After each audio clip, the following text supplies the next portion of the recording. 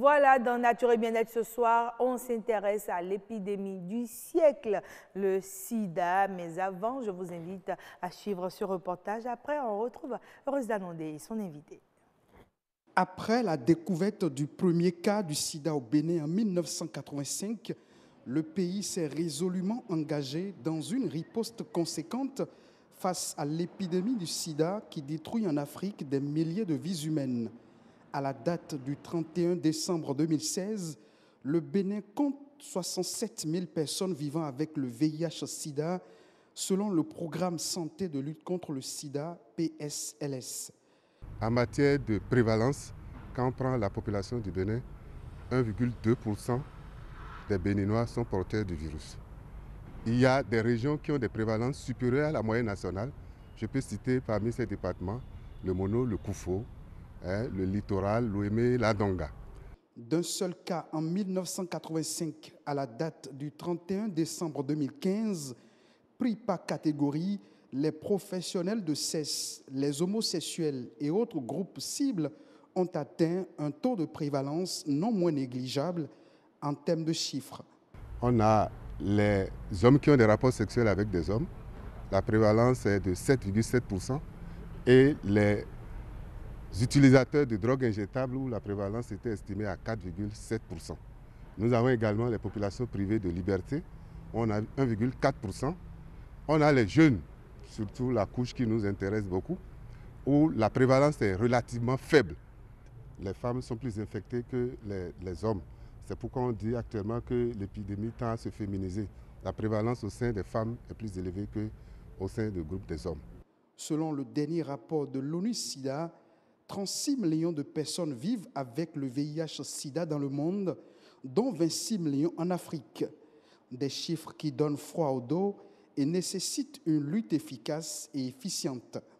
Au Bénin, il serait important qu'au-delà des assises de réflexion collective, que les chercheurs, les activistes, les médecins, les gouvernants et différents acteurs intensifient la sensibilisation pour prévenir et réduire la propagation du VIH-Sida. L'objectif, c'est qu'à l'horizon 2020, qu'on puisse avoir 90% des porteurs du virus qui puissent connaître leur statut sérologique, 90% de ceux qui connaissent leur statut puissent être mis sous ARV et 90% aient une charge virale supprimée. Et nous pensons que si on continue sur cette dynamique, en 2030, on pourra mettre fin à l'épidémie du VIH-Sida au Bénin. Voilà, nous avons aimé ce reportage de Patrick Adjagodio. Nous retrouvons à présent Heureuse Danondé et son invité que je commence par vous présenter. Heureuse, vous la connaissez déjà. Hein? Je vous présente notre invité. Il s'agit de Pierre Mpélé. Vous êtes président honoraire de la Société africaine anti-sida. Merci d'être avec nous sur ce plateau. Merci. Merci de nous apporter plutôt votre expertise et merci à Heureuse Danondé de vous avoir déniché. Heureuse, comment ça va? Je me porte bien et vous? Bien, merci. Voilà, vous remplacez Yasmine Damata qui était sur Nature et Bien-être toute la semaine. C'est un plaisir de vous revoir. Elle est appelée sur d'autres fronts. Elle va retrouver les téléspectateurs si tout va bien le mardi prochain. D'accord. En attendant, nous, on parle du sida. Effectivement, nous ne sommes pas le 1er décembre et il faut déjà dire qu'il ne faut pas attendre le 1er décembre pour parler du sida. Alors, nous avons, comme vous l'aviez dit, le président honoraire de la Société africaine anti-sida, Dr Mpélé. Merci d'être là, Merci. docteur. Alors, je me rappelle certains de vos propos lors d'une conférence que vous aviez donnée en décembre 2017, dans le cadre de la Journée mondiale du sida. Je cite, « Les dernières années, l'Afrique a réorienté ou réadapté ses stratégies et ces stratégies commencent à produire des résultats en termes de plus grand accès aux antirétroviraux, et même pour la transmission mère-enfant. Est-ce à dire qu'aujourd'hui, nous ne pouvons ou ne devons plus considérer le sida comme un problème majeur de santé publique? Non, le sida demeure un problème majeur de santé publique aujourd'hui. Mais il n'empêche que nous sommes au début de la fin de l'épidémie du sida en Afrique et c'est l'objet de mon livre, de mon autobiographie. Je raconte un peu l'histoire du sida depuis le début jusqu'à Avant d'en venir plus amplement, plus en détail, je voudrais quand même avoir votre avis sur ce communiqué de presse qu'on a eu sur le site de l'Institut Pasteur le 20 décembre 2018. Une piste vers l'élimination des réservoirs du VIH a été trouvée ou serait en prospection. Une solution meilleure aux antirétroviraux? Non, je crois qu'il faut reconnaître déjà que ces dernières années, il y a eu un effort considérable qui a été fait et que entre l'année 2000 et 2017, il y a eu une réduction, en tout cas en Afrique, de 36% de nouvelles infections, ce qui est considérable, 36%. On est presque bientôt à 50% de réduction de nouvelles infections. Nous avons aussi 38% de réduction du nombre total de décès. Cela veut dire que nous sommes en bonne voie, nous avons travaillé dur, ça a été très difficile, ça a été une épidémie dramatique pour les populations, pour les individus aussi, et que nous sommes petit à petit en train d'arriver à finir avec cette épidémie. Mais finir avec l'épidémie veut aussi dire qu'il faut accélérer, mettre en place des stratégies les mieux adaptées, les mieux appropriés pour finir avec l'épidémie du sida. D'accord, mais si vous permettez, Rosa Nondé, moi j'aurais aimé qu'après toutes ces années-là de lutte contre le mal, on puisse nous dire que dorénavant on peut en guérir. On attend toujours qu'on nous le dise qu'on peut en guérir. Mais c'est vrai que les progrès en matière de traitement ont été extraordinaires. Vous savez, le sida, cette épidémie, c'est 30 ans. C'est 1981, peut-être un peu avant, mais en 30 ans, on a fait des progrès considérables. Aujourd'hui, c'est une pilule qu'on prend tous les jours, c'est comme dans d'autres maladies chroniques, et on arrive à éliminer la charge virale, c'est-à-dire ne plus avoir le virus actif dans le sang. Mais le virus est quand même dans l'organisme. Le virus reste, on reste séropositif. Et on peut toujours le transmettre?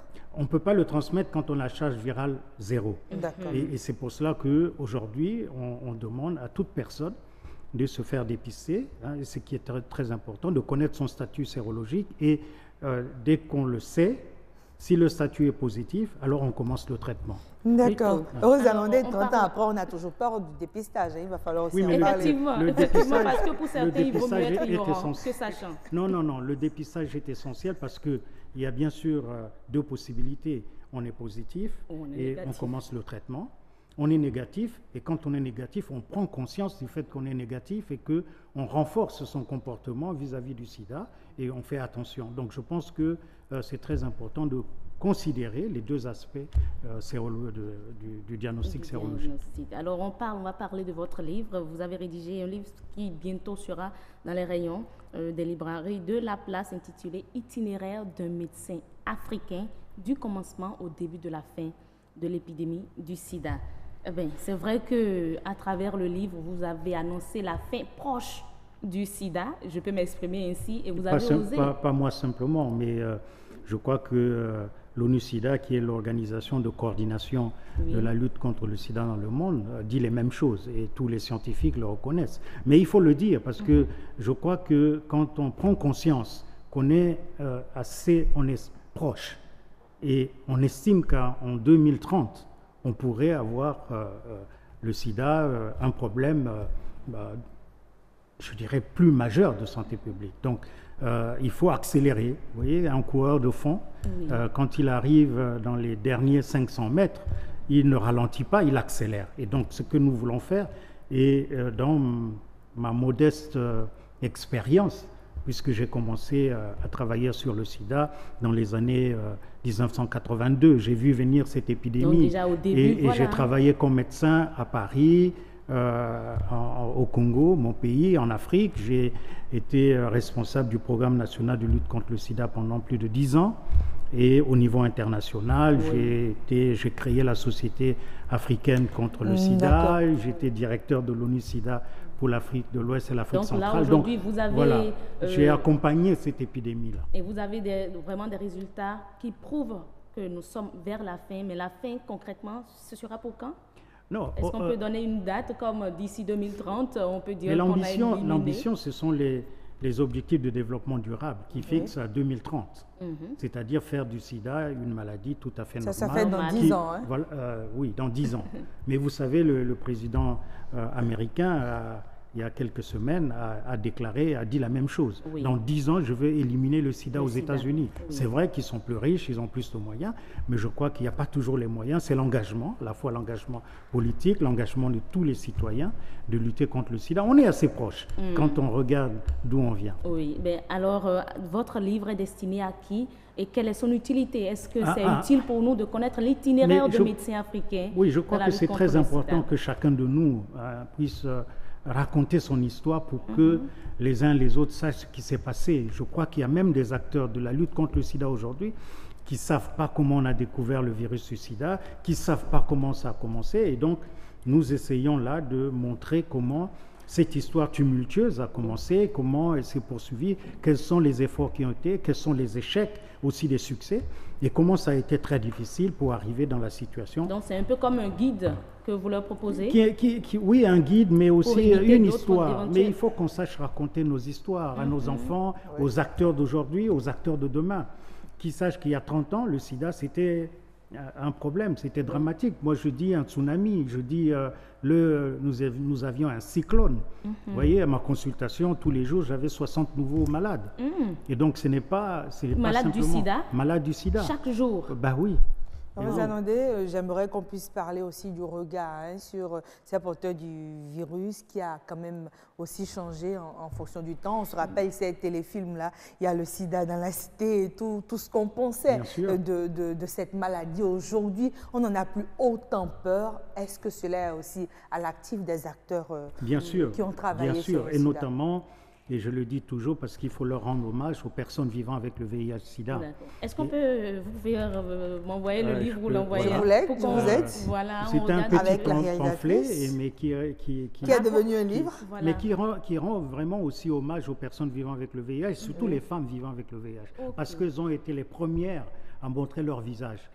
À montrer le visage du sida. Je crois que c'est parce qu'elles avaient peur de transmettre le mal à leurs enfants. Voilà, je trouve même que déjà la forme du livre facilite la lecture aussi. C'est un courage exceptionnel qu'elles ont eu et je connais beaucoup ici au Bénin, partout, des femmes qui se sont montrées, qui ont vécu positivement avec le virus du sida et qui ont mis la réalité du sida sur des visages. Alors, quand est-ce que ce livre-là sera disponible je peux dire qu'il est disponible à la librairie Notre-Dame. Sans pour autant faire de publicité, ça va disparaître, ça va apparaître encore. Il est disponible à Cotonou. Déjà. Et nous aurons l'occasion de le présenter officiellement demain. Voilà. Et donc, nous souhaitons que tous les Béninois, toutes les Béninoises, les acteurs de lutte contre le sida puissent lire pour comprendre un peu comment, modestement, nous avons été impliqués, comment nous avons fait face à ce tsunami qui est arrivé. Parce que le sida d'aujourd'hui, ce n'est pas le sida d'hier. Aujourd'hui, on a les éléments de la maîtrise, on a les traitements, on a le diagnostic aisé, on comprend mieux, on a éduqué les populations, donc les gens réagissent positivement. Mais ça a été très, très dur. Très dur. Moi, j'aime bien ce mot de fin-là sur le livre. C'est écrit « Cette autobiographie est avant tout destinée aux Africains qui ont payé le plus lourd tribut à l'épidémie du VIH et à tous ceux qui, hors de l'Afrique, se sont engagés dans le continent. » Est-ce à dire que pour vous, après toutes ces années, vous vous êtes rendu compte que c'est encore le continent africain qui a subi le mal de plein fouet? Ah oui. L'épidémie a commencé aux États-Unis, en Californie, mais c'est l'Afrique qui a payé le plus lourd tribut. Et nous avons perdu des gens qui seraient aujourd'hui utiles au développement de l'Afrique et qui sont partis précocement à cause du sida, à cause de l'ignorance, à cause de la stigmatisation, la discrimination et l'absence de traitement. Nous étions des médecins au menu. Merci beaucoup. On n'avait pas de traitement. On essayait de traiter les infections. Les infections opportunistes. Dans certains hôpitaux ici, il y a des agents qui ne voulaient pas du tout accueillir des PVV. Mais en ce temps-là aussi, il y en a qui mettaient forcément les gants pour toucher. Il y a des infirmiers qui ne voulaient pas rentrer dans les salles. Mais dans une des salles d'hospitalisation, j'avais 10 lits, il y avait 8 malades du sida dans les lits. Et quand on rentrait, on avait l'odeur de la mort. L'odeur de la mort. On est encore content que cette odeur se soit éloignée de l'Afrique et qu'on tende vers la fin. Voilà donc le bon message. Ça veut dire que nous devons nous engager davantage dans la lutte. Faire encore plus et que les médias, vous avez un rôle important, vous avez joué un rôle important. Il faut encore continuer à sensibiliser. Il y a des propositions qui sont faites dans le livre pour en finir réellement avec l'épidémie. Non, pas beaucoup de propositions parce que ce sera l'objet du prochain livre.